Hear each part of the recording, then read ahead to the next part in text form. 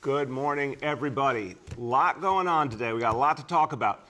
And so much of it is about New York City coming back, New York City recovering faster all the time, ahead of schedule, in fact. And here is some evidence. If there's one thing we love as New Yorkers. Now, he's not from New York City. Okay, I'll admit it. But a lot of songs are about New York City. And I know he loves this place so deeply. Bruce Springsteen is back, New York City, coming back to Broadway, and that means Broadway's back earlier than expected, ahead of schedule. This is amazing. He's reviving his show, Springsteen on Broadway. Not September, not August, not July, June 26th. The show opens on Broadway. This is amazing news. Broadway epitomizes New York City. Broadway coming back means New York City is coming back. Broadway coming back means our arts and culture coming back, the life of the city coming back, jobs coming back, tourists coming back. Bruce Springsteen, June 26th on Broadway. This is an amazing sign to all of us. And listen, New York City, you earned it. You earned it by going out there and getting vaccinated and all the other things that everyone did to get through this crisis. So that's really good news. And I've been saying this is going to be the summer of New York City. It's going to be absolutely amazing. The arts, the culture, the activity, so many things happening. I predict a Nets championship parade as well, among other things. Lots going on. And one of the things that's going to make this summer great is our City Artist Corps. This is a new initiative patterned on one of the great initiatives of the New Deal of Franklin Delano Roosevelt, New York's own. We know that artists in the city went through so much. We know what a tough time it has been for artists. It always is, but especially during the pandemic. We want to help them, give them work, give them employment and opportunity, but also bring their incredible talents to bear all over the city to bring us back and to bring joy to the people of the city. So City Artist Corps grants now available to New York City artists. And if you are a New York City artist and you want to make an impact on this city, we need you. Call in all artists, apply today, musicians, performers, everyone. Go to nyc.gov/City Artist Corps and apply today, and you're going to help bring New York City alive, the streets in New York City alive with arts and culture this summer. Now, speaking of the streets coming alive, we have an amazing thing happening this week in New York City. This week, the premiere of In the Heights. And remember, this was Lin-Manuel Miranda's first hit Broadway musical. Lin-Manuel Miranda is a hero to so many of us as New Yorkers, a true New Yorker who loves this city, who told the story of this city in the incredible play In the Heights, now a major motion picture premiering this week right here. And New York City is partnering with Warner Brothers to launch a tourism campaign to get tourists to go to Washington Heights and experience the amazing, amazing energy of that neighborhood. Go see the movie, of course, but go see the real thing. Go to the restaurants, feel the culture, the incredible people of Washington Heights. So there's going to be opportunities through this campaign to get people to know one of the great neighborhoods of this city. You go to nycgo.com for more information. This is a really important moment in our comeback. And Lin-Manuel Miranda wanted to make sure that In the Heights really was something for everyone. The community is going to be involved in the premiere. It's going to be very, very exciting. And at the same time as we're promoting Washington Heights, we have another crucial tourism campaign called the Latino Experience in New York City. It is a 5-borough campaign to spotlight the heritage, the culture, the arts, the music, the food all over this city, and to get tourists who are coming back more and more now to come engage our Latino communities and experience everything that we have to offer. I want you to hear from someone who is even more excited than me that In the Heights is premiering and that we're going to direct tourism and energy towards the beautiful neighborhood of Washington Heights. He represents that neighborhood with passion. My pleasure to introduce Councilmember Ydanis Rodriguez. Well, Mr. Mayor, I have said before, and I not only say when we are together, but I'm saying when I'm with my friend and family and you are not present. This city will always have to owe you for your leadership and for understanding that as you won this election, past election with a mandate to close the gap between the rich and the poor. When I look at my community in Northern Manhattan, other people that be moving here and live in this community. But when we met a few years ago that we asked you to please help us to bring resources here. And with your support, we turn all our school in good standards in reading, writing, math, and science. So these movies, told by Lin-Manuel also and his father who did a great job, Luis Miranda, is the testimony on how this city is moving forward. How Northern Manhattan with Washington Heights, through dancing, through art, through music, we're telling the story of hope. The hope that means a lot to this resident of Northern Manhattan that in the 90s, we used to have 125 homicides. In Washington Heights, where working class who live here, we were not treated with respect. So I'm happy that Lin-Manuel now make the decision that after making through the theater, through Hollywood, decided to leave the city, as some people done it in our city of New York. He has stayed in the city. And I'm here a block away from the playground when Lin-Manuel was born and raised at the Payson playground. 2 blocks away from the moment where the place where his father lived. So, guys, let's support these movies. This movie is Washington Heights, but Washington Heights can be a little town in Colorado, in California, in Texas. It means hope. It means that working class New Yorkers, they can make it. They can be turned as middle class if they get this opportunity. So I'm happy also to be here in the Quisqueya Plaza. I'm happy that you made the decision that the tourism, that I hope that we are coming back with 65 million tourism every year as we have before the COVID. Some of them should also come to Quisqueya Plaza, not only to taste the Latino food, but also to taste and see who we are. A group of people that work so hard every day to support us all, to support our family. Thank you, Mr. Mayor. Gracias por Ochoa. Gracias, alcalde de Blasio, por todo el trabajo y conectar ahora para la iniciativa para que los turistas vengan a la Plaza Quisqueya a también disfrutar lo que somos nosotros. We are more than merengue and bachata. We are the value of people who work hard, a story being told in the Washington Heights movie. Thank you so much, Council Member. And I want to tell everyone, Quisqueya Plaza is a magical place in Washington Heights, one of many amazing things that you should see if you haven't experienced it. What I want to urge all New Yorkers is go visit neighborhoods you haven't yet experienced, but also if you have friends coming to visit, family coming to visit, take them to places like Washington Heights that are the heart and soul of New York City today. This movie is going to bring such wonderful, positive attention on the community. I know, Councilmember Adonis Rodriguez, this is going to be a real powerful moment of pride for you and for so many people in the community. Now let's get this whole city and this whole nation to understand how great Washington Heights is. Thank you so much. Muchísimas gracias. Gracias. Now, we want New Yorkers to experience New York City more than ever. We want people from the tri-state area to come into New York City. We're talking about all the amazing things that are going to happen this summer. But when you think about tourists, coming into New York City from all over the country, all over the world, I think a lot of people thought, well, it's going to be a long time before we see that again. Obviously, our hotel industry's been through so much. So many people lost their jobs. It's been very painful. And I think the expectation was, how many years and years and years would it take to recover? Well, guess what? The recovery's happening a lot quicker than anyone imagined.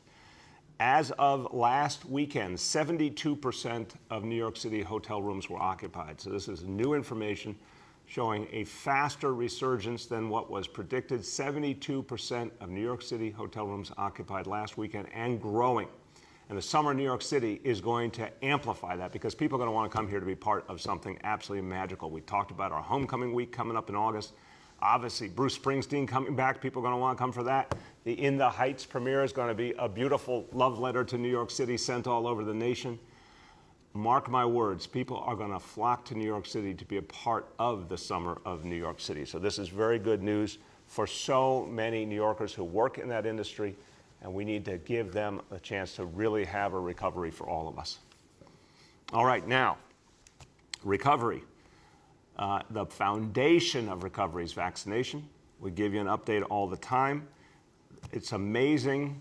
The numbers keep growing, particularly among younger people. This is great news. So first of all, since day one, we're now past 8.5 million vaccinations. This is really, really good news. More vaccinations have been given in New York City than there are people in New York City. That's a great, great sign. So as of today, the number of doses from day one, 8,559,566. And we are doubling down. We're bringing vaccine to the people. Starting on Wednesday, we're going to bring mobile vaccination vans to libraries all across the city to reach families, to reach young people. They'll be there throughout June. Libraries have done such important work for this city. They have been at the front line helping us out with testing, with vaccination, really helping people through the pandemic. I want to thank everyone in our library systems for everything you have done to help New York City. Those mobile sites are really going to help get more and more people vaccinated, particularly young people. We also, of course, have started vaccination sites in our schools. We're going to keep building on that. We held block parties to encourage vaccination, barbershop listening sessions. We've had vans and buses with vaccination efforts at parks, places where people are, young people are, and here's the update. We had Youth Vaccination Week. It worked. During that week, we administered 34,000 doses to New Yorkers aged 12 to 17 across the 5 boroughs. 34,000 doses for the youngest New Yorkers. We want to protect them now. Amazing number. 156,000 12 to 17-year-old New Yorkers have received at least one dose of the vaccine. And we know people get one dose, they come back for the second. 156,000 and growing. That's how we achieve a recovery for all of us. Now, vaccination is the foundation. But to keep building recovery, keep bringing back the life, the energy, the jobs, of course, we need this city to be safer and safer. We have work to do. And I've said many times, recovery will help the city become safer. Recovery equals public safety equals recovery. We have been doing this work, the City of New York, the NYPD, the Cure Violence Movement, the Crisis Management System, community groups, block patrols. Everyone's been out there doing this work. And I said yesterday, we can do so much here, but we can't do it alone. We need help from the Congress and the federal government. We need help from the legislature in Albany. Those efforts are continuing. But today we want to highlight some very good news about an unprecedented collaboration, an unprecedented partnership between the NYPD and the federal ATF. This is crucial. Everyone agrees the number one issue is guns, getting the guns off our streets. And we all know that the proliferation of guns during the pandemic was unprecedented and troubling, and therefore we have to double down on getting guns off our streets. We know how important it is to work with our federal partners. We know that federal courts are a crucial part of the equation as well. ATF is where it all comes together, the Federal Bureau of Alcohol, Tobacco, Firearms, and Explosives. This is the leading edge. This is the part of the federal government that finds the guns, gets them out of the hands of bad guys, and keeps communities safe. We know that gun trafficking must be attacked on a national level, and the ATF leads the way. Now, this is the first time in this country that the ATF has partnered with a local police department in this manner. And it means we're going to have ATF agents directly embedded in the NYPD working together to find guns and quickly act on the information that they find to stop the flow of guns. It takes information, it takes partnership, it takes the ability to quickly act. That can only happen when the federal government and the NYPD are working literally side by side here in New York City. So this is an important and exciting moment for this city as we fight back. The person who spearheaded this effort for the federal government, and I know is someone who truly believes in doing things in a new and different way so we can fight the problems of today. He's here with us. It's a great honor to have him here with us, and I want to thank him for his service to this country and for what he's doing for New York City. Special Agent in charge of the ATF New York Field Division, my pleasure to introduce John DeVito. Thank you very much, Mayor de Blasio, for your kind words. Really, really unprecedented. As not really going to encompass the scope of what your people are accomplishing here in New York City with what they're doing to protect its citizens. Again, my name is John DeVito. I am the special agent in charge for ATF here in New York State. To further explain what the mayor was discussing earlier, let me say that your elected officials and the leadership within the New York City Police Department, as well as other vital partners, have taken a substantial step forward in their combined goal to develop the most comprehensive and effective violent gun crime reduction strategy that I've seen in my 20-plus years of federal law enforcement. So I applaud you and your team, sir. Thank you very much.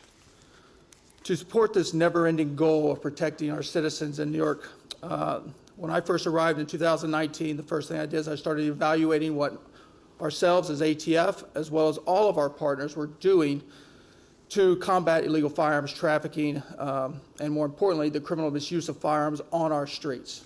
I wanted to take a close look to make sure that we had evolved, that we were doing everything to the best of our ability, and we have had efficient processes set up so that we can do our job to the best of our ability to protect the citizens of New York. This evaluation and execution of effective partnerships and intelligence collection and sharing has led to the creation of the first ever joint HIDA, NYPD, and ATF Crime Gun Intelligence Center here in New York City. This Crime Gun Intelligence Center, or the CJIC as we as ATF refer to it, utilizes evidence-based technology to provide your law enforcement professionals many unique tools to enhance and build upon our combined and constantly evolving violent gun crime reduction strategies here in the city as well as across the state and nation. I'm not going to get into specific technologies that are being utilized by the CJIC. However, I will say that any tool, old or new, has and will be exploited to enhance our ability to protect our citizens. And even old tools can be made new again thanks to the innovative leadership of the NYPD and your office, sir. Thank you. Crime gun intelligence, essentially all available information on crime guns is collected, the shootings they are responsible for, to identify and disrupt the shooting cycle, while simultaneously determining how these firearms are diverted from the normal venues of regulated commerce to the criminal marketplace. Your New York City CJIC seeks to identify and disrupt that supply chain and ultimately the marketplace in order to prevent that diversion of firearms to our New York City streets, corners, and back alleys. The CJIC also helps establish previously unknown connections between violent gun crimes and helps us lead directly to the individuals that are responsible for those violent gun crimes. And for those offenders specifically, it's not a matter of if, but when we will come calling. Thank you for the partnership, sir. Thank you for the leadership within the NYPD as well as HIDA. Thank you for everything. You help my job be more successful every single day. Thank you. Thank you very, very much, John. I like your statement, it's not a matter of if, but when you'll come calling. I think that's a very clear and powerful statement that anyone trafficking in illegal guns will be caught. I really want all New Yorkers to understand this, the great work of the ATF, the work of the NYPD. It is more than any time in history a matter not of if, but when that criminals are caught, and particularly those who are creating such danger to New Yorkers. So that's really good news. On a lighter note, I want to say, John, I admire you for many reasons, but I also want to say to everyone, remember, his name is spelled D-E, not D-I. There's a big issue out there. You know, D-I is the majority out there in the Italian-American community, but we stand up with the D-E proudly. Yes, sir. And I'm honored to be on your team. And thank you for being on our team and working so closely with us. Thank you, sir. Now, John has a great partner in the leadership of the NYPD. Someone, I want you to hear this about John Miller as I introduce him. He's a modest man, John Miller, but he really has so much to be proud of, and I'm so appreciative of him. For 8 years, he has led the way protecting New York City from terrorism, foreign and domestic. And he's also, in the last few years, really oriented his division to focus on a number of domestic challenges, whether it's hate crimes or ethnically focused violence, or of course the scourge of illegal gun trafficking. A lot of New Yorkers are alive today because of the work of John Miller and his team. So it's my great pleasure to introduce our Deputy Commissioner for Intelligence and Counterterrorism, John Miller. Thank you, Mr. Mayor, and also thank you for those kind words. So we threw out a couple of acronyms here, the CGIC, which is the Crime Gun Intelligence Center, but also HIDA, which is the High Intensity Drug Trafficking Area Program. That's where the CGIC sits with ATF and NYPD, and that's run by your good friend, Deputy Commissioner Chauncey Parker, who brings federal and city resources together in law enforcement in one place. So the New York ATF Gun Intelligence Center is a key new program for us. It's an incredible partnership. It allows a seamless flow of information that we haven't seen before. It allows us to get to the sources of those guns. Where are they coming from? What are the states? What are the outlets? Who are the licensed firearm dealers? It helps us identify the traffickers and their routes coming into the city. It shines a light on some of those key things that are important when you're tackling rising gun violence, but it also helps us enhance the gun arrests we're making. We have record numbers of gun arrests this year. In the first 3 months of this year, I think more than we've seen in 25 years. That's a good thing. It shows that the police officers are out there, they're engaged, and that they're fighting gun violence. But it also allows us, because every gun tells a story. You know, when you get that gun and we run it through the Gun Intelligence Center here, the Crime Gun Intelligence Center, when that gun's connected to a crime, and I think it makes a difference when you say to a prosecutor or to a judge, yes, this is a gun arrest, but the gun that this person is arrested with has been matched through the other technology that ATF gives to us to 3 other shootings and a homicide. So that's important. Again, every gun tells a story. Every bullet tells a story. Every shell casing tells a story. And ATF technology helps us bring that all together. We talk about stray bullets. There are no stray bullets. There are stray dogs, but every bullet has an owner, and that's the person who fired that shot. And those are our targets in the city. And as John described it, this partnership has opened new doors, new windows, new vistas into the intelligence that helps us make more effective cases and enhance the arrests we're already making. Mr. Mayor? Thank you so much, John. And this work is going to make a crucial impact on the streets of New York City. This kind of coordination and partnership is how we get the guns off the streets. Now, as we focus on these efforts, we also need to take a moment to remember those we've lost. I had a really painful, poignant moment the other night with the family of Justin Wallace in their living room in the Rockaways, feeling the pain of the loss of their child. Justin Wallace would be 11 years old today. This would have been his birthday. His sister showed me the text that they sent back and forth. He had wonderful, beautiful plans for his birthday, which friends he wanted to come to his birthday party, where he wanted to go. He was planning for a joyous moment. Now he's gone because of gun violence, because there are too many guns out there, because there are people who don't care about human life and who need to be apprehended, who should not be out there with a gun. So we're going to remember Justin Wallace. I want you to keep his parents, Aretha and Albert, in your prayers, and his whole family.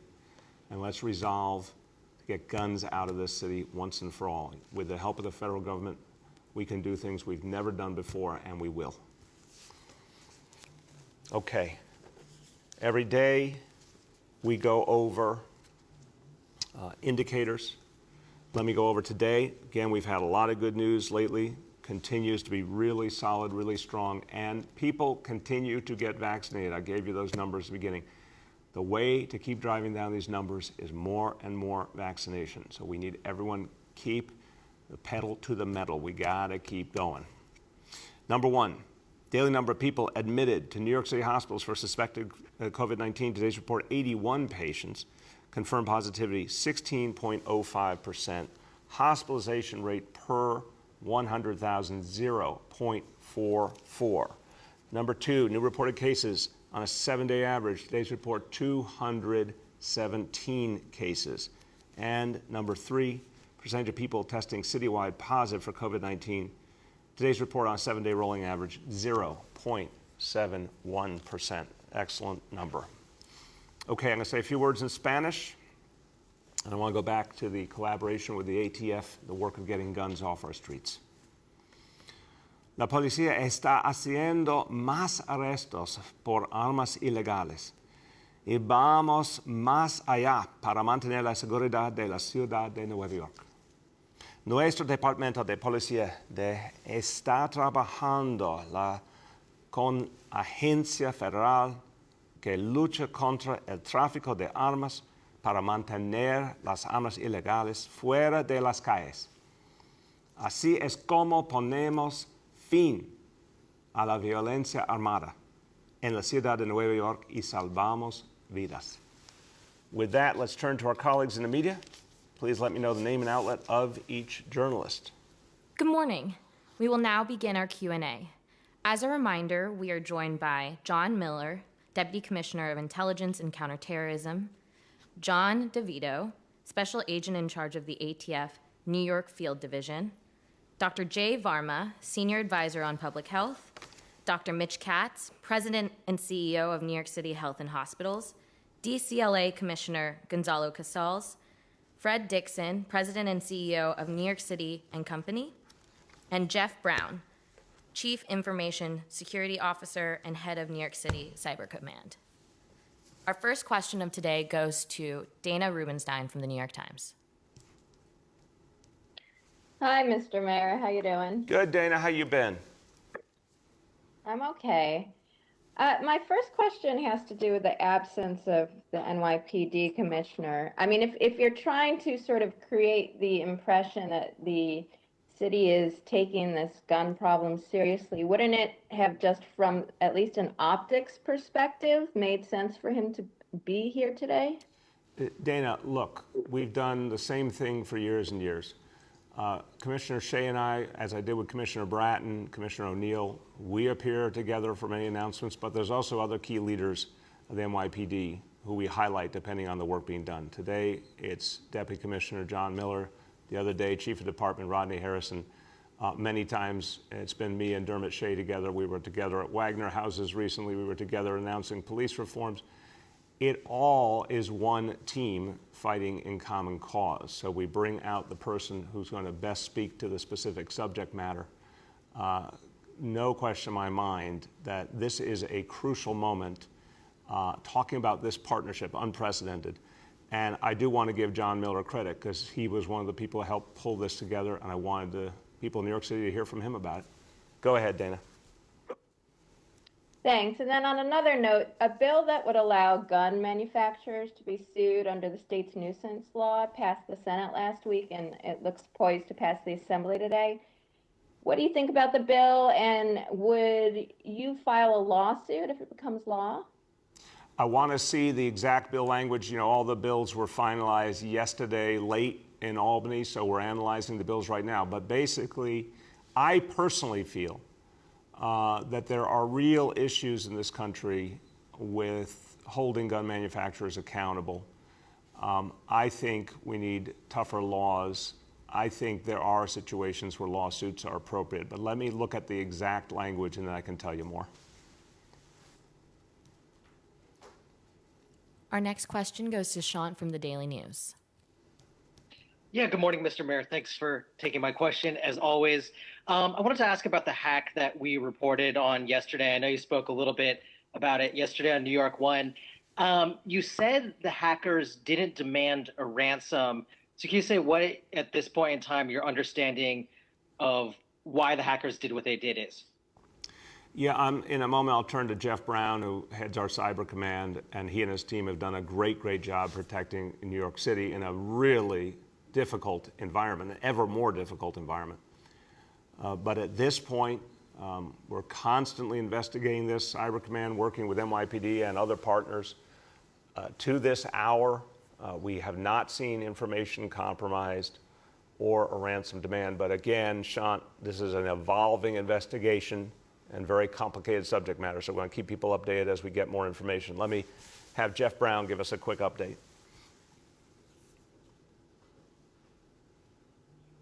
Thank you, Mr. Mayor. To reiterate, contrary to some of the reporting, this is not a ransom situation. So comparing this to some of the other recent ransom events is not accurate. And we do fully expect the law department, IT environment will be securely reestablished promptly so the law department can get back to the business of serving New Yorkers. And to your question about motive, we are cooperating with law enforcement and not at liberty to discuss that. Thank you very much, Jeff. Go ahead, Sean. So thanks for that. I mean, I appreciate it's an ongoing investigation. You don't want to speculate about the motive, but this attack did come when White House officials have been warning businesses, localities about an increase in attacks. Just any thoughts about this attack on the law department in the bigger context? Is it your feeling that the city could be facing this increased barrage in hacking that the White House has been warning about? Oh, I'm very concerned. I'll give Deputy Commissioner Miller a chance to speak to this as well. Look, Sean, there are enemies of this country that clearly would like to get at our nation's largest city. There are folks trying to take advantage in terms of ransom. It's a very tough, complicated environment out there. We take this very seriously. We're in a state of high alert. We built up our cyber command capacity years ago, anticipating this environment. But I think people should realize this is something that's going to be with us for quite a while, and we're going to have to do a lot to focus on it and constantly protect ourselves. Deputy Commissioner, you want to add? Sure. So the NYPD works very closely. The Intelligence Bureau has supervisors and detectives over at the FBI's Cyber Task Force, where we tackle these complex cases, many of which have foreign roots. The Detective Bureau is there too. So we were looking at this from the moment it came to the city's attention. What we're seeing in this case is, the good news is the system worked. Once there was activity seen that was suspicious, that rang bells between Cyber Command and its contractors that patrol those systems looking for anomalies. So that's a good thing, which is we were able to stop that through Cyber Command and do it, and Jesse Tisch's people, Jeff Brown's people, and disconnect it from the system to make sure, while we assessed what was in there, didn't get out to other systems. So that's a positive. The investigative piece is now all about the forensics, which is looking at the malware, seeing where it's been seen before. We've identified the malware. We have seen it before, and then tracing that to the actor. Is it someone looking to corral information, export it, and then do a ransomware attack? That's a possibility. Is it another kind of actor looking to gather information for other strategic purposes? That's a possibility. We're still early in the forensics piece, and that's being worked between Jeff Brown's people at Cyber Command, New York City, and the FBI task force. Thank you very much, John. Our next question goes to Bob Hennelly from Chief Leader. Good morning. Thanks for taking the call. Yesterday, Governor Cuomo identified the state's poorest performing zip codes in terms of vaccination rates among the eligible residents. 11 of those zip codes were in New York City and places like Far Rockaway, where the rate is just 31.2%. You have put a tremendous emphasis on engaging the general public on this effort. But last time we checked, the NYPD itself is not quite at 40%, and the vaccination rate at the FDNY is around 50%. Shouldn't you be featuring civil service employee vaccination rates on a daily basis? Because we know what gets measured gets managed. Bob, it's a fair question. I think we understand right now that there are, and this is what the research is showing. I mean, the research nationally, locally, our experiences out in the field, hundreds of thousands of interactions with New Yorkers. There are many, many people right this minute willing to get vaccinated, whether they're in public service or they're civilian. There are so many people ready to get vaccinated. Our job is to reach them, make it convenient, make it easy, give incentives, answer questions, whatever it takes. And clearly you can see the numbers keep growing substantially every day. So, you know, I think there's a bit of a coalition of the willing dynamic right now. We want to go to the folks who are ready or are almost ready or need it to be a little easier and keep building up progress there. Folks who are not yet ready, I appreciate and understand that. It means we just have more work to do. So I'm not against putting up numbers, but I also want to recognize that folks who are uniformed service, they've been given a lot of encouragement, a lot of information. If they're not yet ready, they're not yet ready. It's our job to keep working. Go ahead, Bob. Yes, thank you. As you know, the pandemic was quite a traumatic event for the civil service. I guess close to 400 individuals died, and thousands are dealing with some kind of long-term complications. There's been a lot of, there was initial optimism when there was discussion of early retirement for folks. That's kind of worn off a bit, and we did get something forwarded to us by a UFT member, a flyer which said, quote, "We are disappointed to inform you that despite our efforts, City Hall has refused to offer an early retirement incentive for any DOE employee this year. Under legislation passed in Albany in April, the city had until May 31st to finalize details of an early retirement incentive program with UFT and failed to do so." Now, we have done our own investigation and spoken with Assemblyman Abadi, one of the sponsors of that legislation, and that may not be correct. But you give us the status of what early retirement is going on. Is it based? We know that you have a lot of discretion here. Is it part of the negotiating that goes back and forth with unions? Just where is the status of that? Because a lot of people have already been through a lot and are looking for some kind of resolution. Yeah, Bob, and I feel for anyone who's been through the pain of this crisis and their families. I feel for them. But we also have a job to do as New York City, and we need our public servants. We are now deeply in the recovery phase. We have beaten back COVID effectively. Very different environment than when the discussions began on early retirement. Now we need all the good public servants we can get. We need all the great educators we can get. We're about to reopen our schools full strength, no remote, and with a massive need to close the COVID achievement gap. So let's be clear, the situation has evolved rapidly, and we need every good public servant front and center to bring this city back and serve our people. So we're always going to work with our public servants, trying to address their personal needs. But right now, the folks who do so much for New York City, we need them more than ever. Our next question goes to Henry Goldman from Bloomberg. Hello, Mr. Mayor. How are you doing today? I was hot and sweaty before I came into City Hall, but now I'm feeling cool, calm, and collected, Henry. Okay, great. How you doing? How are you? I'm pretty good. I'd like to ask you a couple of questions about this joint effort with ATF. You said that the officers will be designated as federal agents. Is that correct? They'll basically be under the jurisdiction of which agency? The federal agency or the city agency? And who might be liable if there's any kind of untoward incident involved with this? So let me open and then turn to John DeVito and John Miller. Henry, I want you to think about the Joint Terrorism Task Force, which has been extraordinarily effective, where officers and officials of different agencies, different state, local, federal, come together. Here's a variation on a theme where we're going to have our officers working with the ATF very closely, the ability to share information, the ability to sort of cross-register and do work together, one team. That's something we've been needing. That's going to be a powerful step forward. We're still going to hold all of our employees accountable as always. But the notion of the information flowing and the teamwork being intensified, because when you're tracing guns, time really matters. This is going to allow us to revolutionize that approach. So we turn first to John DeVito and then John Miller. What he's getting at, sir, is basically the Task Force Officer Program, which is a tried and true strategy that we've been utilizing, relying on for many, many years. The most important part about that is that it actually provides protection to the law enforcement officers acting under color of law of the federal agencies that they're assigned to and they're working with.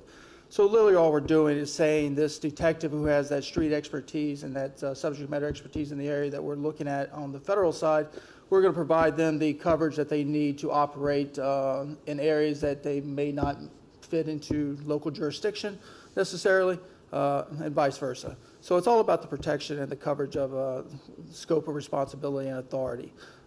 We work together with law enforcement officers from every federal, state, local agency in the state on a daily basis. In certain situations, we simply take it a step forward, and we actually have these individuals deputized under the federal authority that they'll be investigating while working on the task force concept.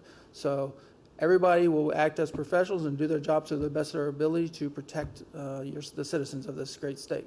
Thank you very much, John.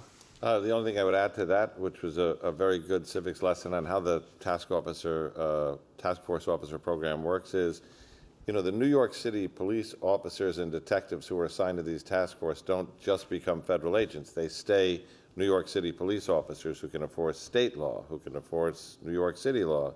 But they also have the power to act with their federal partners, investigate federal violations, put together those cases that they can bring to federal court. So from an enforcement standpoint, especially if you're talking the gun business, it gives you a lot of options, whether to exploit the federal gun laws, which may be better in one case, or the state gun laws, which may be preferable in a different situation. It gives us important options in these cases.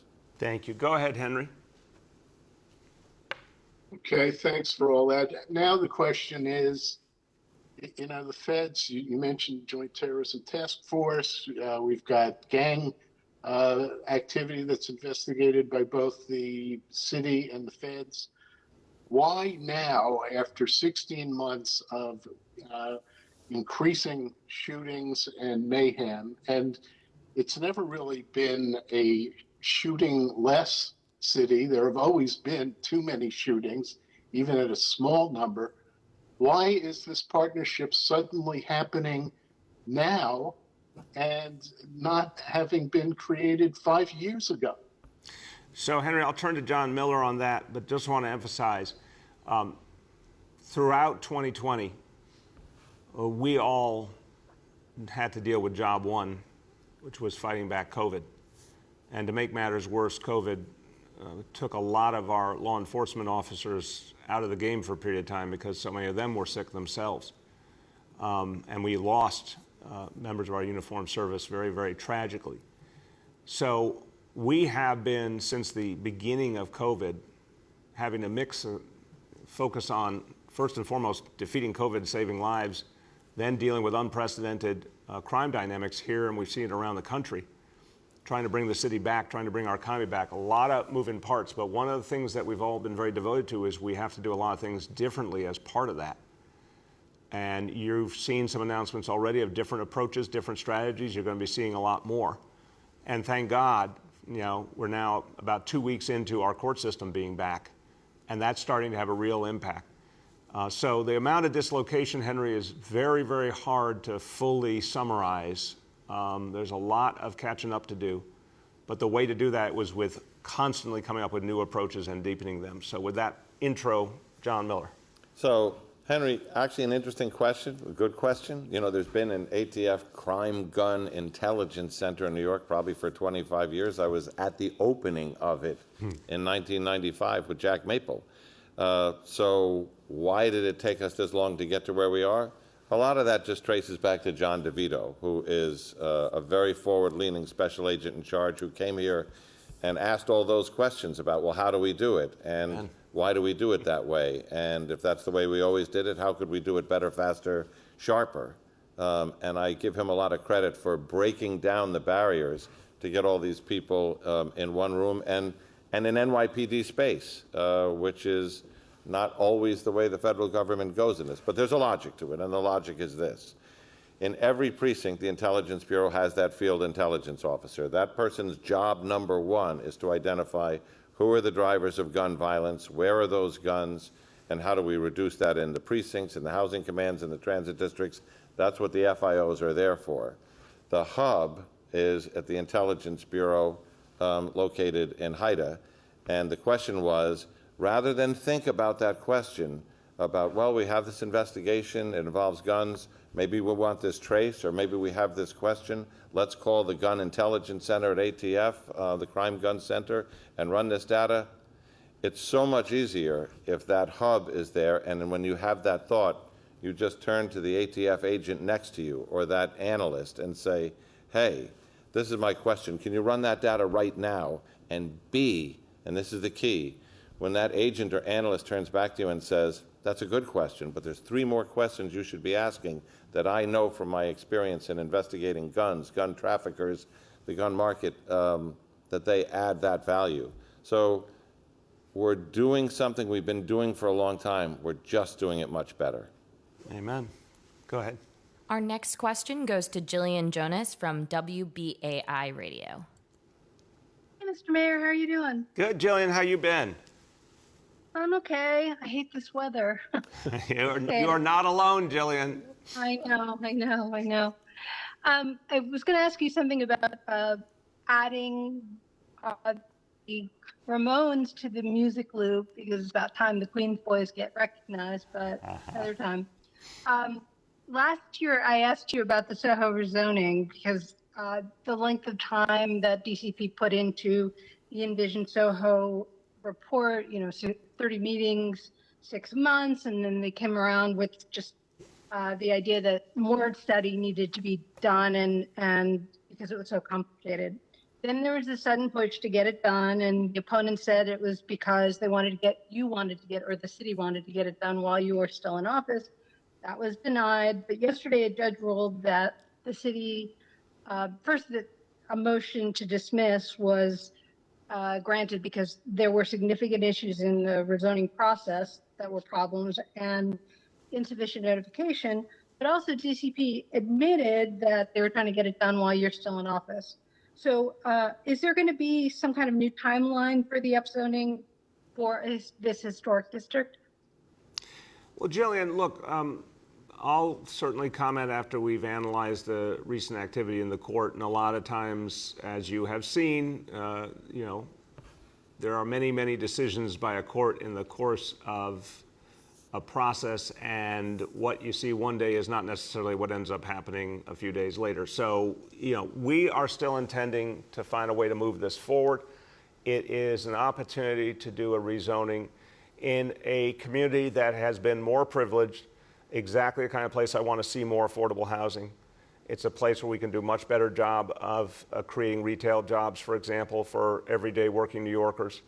I think it's the right thing to do to get it done. But when I get more of a briefing on the legal situation, I'll be able to update you. I'll have our team update you. Go ahead, Jillian.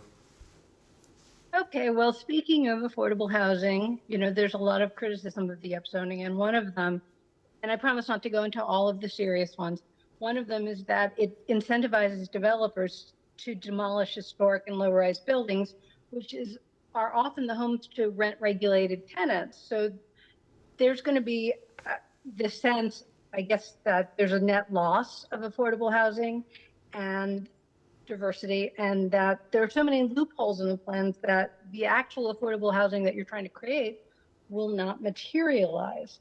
There's the community facilities issue in NYU. I asked you about big box stores before, but you didn't know about it in the text. And there's the issue of you've got this high-ranking member in your administration involved in land use who has deep connections to NYU. I think her husband does as well. Hers are to the real estate part. And there's a potential for a conflict of interest, and of course the optics are bad. So is this something, and I guess you kind of answered this before, but is this something that you would consider going back to change, especially because of your deputy mayor's position? Look, a fair point, Jillian, to always ask, is there any potential conflict or semblance of conflict? Anytime where that's a concern, it's easy for people to recuse, and I'll check the status of that. But look, I think the bottom line, you raise a really important point, and I appreciate it, and I know your questions are always really earnest. The last thing I want to do is try to create more affordable housing and inadvertently take away affordable housing we have. But I would say to you what I have seen in so many cases is affordable housing that we have lost for a variety of reasons, nothing replacing it, no systematic effort to protect working people by creating new affordable housing or preserving affordable housing. That's why, I've felt this for 20 years, Jillian. When you just leave market forces to their own in New York City, good luck for working people to find a place they can afford. And every time people tell me what they don't like about rezoning, I say, come to Brooklyn with me. Let's go to Bed-Stuy. Let's go to Bushwick. Let's go to places that never had a rezoning and where a huge number of people are displaced and nothing was created to balance the equation. So I still believe a smart rezoning with a focus on affordable housing with real guarantees, not like we saw, unfortunately, in the previous administration where they were very, very porous, but real binding guarantees around affordable housing is our best bet to make this a place that working people can afford. But it has to be written properly. And in some cases, if you have something low-rise, put aside historic districts, those are very real issues. But let's say you have a building that happens not to be historically pertinent and it's replaced with a bigger building with a lot more affordable housing in it, I would take that opportunity any day, because if we don't create more affordable housing, more and more New Yorkers won't be able to live here. So it's a balance we always try to strike. I think we are striking it in this case, but I will definitely have the team get back to you on some of your other concerns. Our next question goes to Nolan Hicks from The Post. Good morning, everybody. Hey, Nolan, how you been? I'm all right, Mr. Mayor. How are you? Good, good.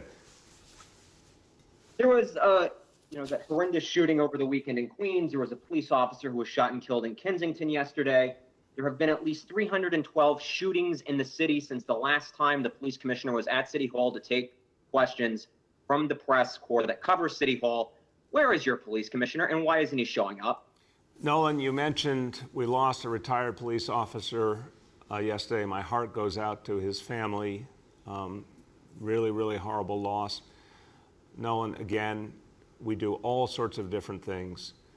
Commissioners out there all the time leading the way, fighting back the challenges we're facing. NYPD is doing an extraordinary job getting guns off the streets. We've really documented that, and new strategies, new approaches all the time.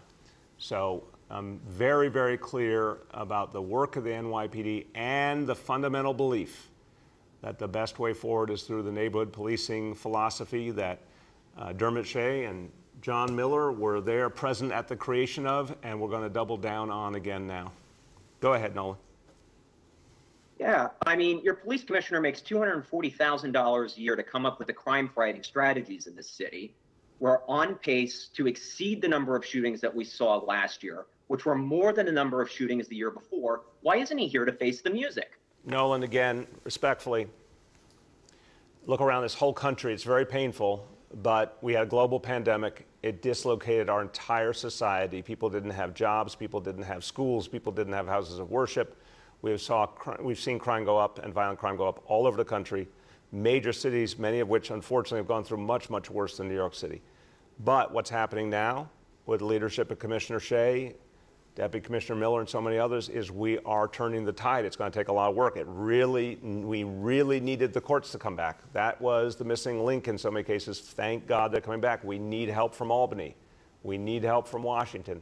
I'm really hopeful that we can get this parole bill passed in Albany that would give us new tools to make sure that folks coming back from prison don't end up going back into a life of crime, but actually move towards a peaceful, better life. Commissioner Shea is leading the way on so many of these pieces, and I am convinced this is the strategy we need, but it won't happen overnight. We're going to have to work really hard to make it work. We have time for 2 more questions today. Our next question goes to Kevin Duggan from AM New York. Hey, Mr. Mayor, how you doing? Good, Kevin. How you been? Doing well. I'm following on a string of questioning that I had from my Brooklyn paper days. You mentioned a few months ago that you come up with a specific plan or talk specifics about the BQE by May. I just wanted to check in and see what was going on with that right now from your side of things. Kevin, I can report to you it is no longer May. We're a little bit behind. You are right. I had a meeting with Commissioner Gutman and members of our team. Initial plan we went through, and we agreed we wanted to add some elements to it. That's being worked on now. I think we'll be able to say something more in the next, hopefully, week or 2. But it's very much on the front burner. We've got to protect the BQE. We've got to make sure it will be safe and it will be viable for the years immediately ahead while we come up with, hopefully, a much bigger and more creative solution. Go ahead, Kevin. Okay, just to kind of hone in on that a bit, I guess. You know, would you say your strategy is focused only on the city portion of the BQE, the triple cantilever section, or are you still looking at putting forward a plan that's kind of larger, the whole BQE corridor within your administration? So, Kevin, a couple different pieces. Job one is to protect the triple cantilever and protect the viability of the BQE for the years ahead. That's the number one thing I want to make sure we do. I also want us to leave a clear game plan for the next administration, looking at the bigger picture. We'll have ideas that we think are the most viable, but we also might present multiple options so that we give the next administration those choices. But we got to do both. We got to secure the immediate challenge and then situation, make sure the immediate situation is addressed and then project solutions that would be for the big picture. Our last question for today goes to Ruvain from Hemodia. Good morning, Mr. Mayor. How are you? Good, Ruvain. How you been? Good, good. So I would like to follow up on these questions about why the commissioner's not here. When I interviewed him in September, I asked him about the fact that he was not at press conferences for 5 weeks during the height of the Black Lives Matter protest last summer. And he said, if I was invited, I would be there. And I asked him why he wasn't. And he said to me, quote, "You have to ask the mayor," unquote. So why, apparently he has not been invited to these press conferences. Why not? Again, Ruvain, people can ask questions in the negative. I'm going to answer in the positive. We put together the lineup to speak to each situation. We do that with every issue, every agency. Commissioner is out there leading the way with the NYPD. He was out with the family of Justin Wallace yesterday. The whole city watched as he went to support that family, and that was deeply, deeply appreciated. He's in many different venues where he speaks to the issues. I think this is a little inside baseball, with all due respect. We are doing what we got to do to set the strategies in place to get past this really tough moment in our city's history, and we will overcome it. Go ahead, Ruvain. Scott Stringer tweeted yesterday from his controller account that he audited the sanitation department, that they failed to follow procurement guidance and awarded a $14 million COVID emergency food contract to an inexperienced, ineffective vendor with a recent criminal conviction, unquote. Of course, the sanitation commissioner at the time, and also the food czar's Catherine Garcia, who happens to be Stringer's rival for mayor. I'm wondering, many people feel that Stringer's using the controller's office now as a way to hit out a rival in his race. I'm wondering what you think of this. Do you think there should be an investigation about a conflict of interest? Well, look, the underlying issue is real.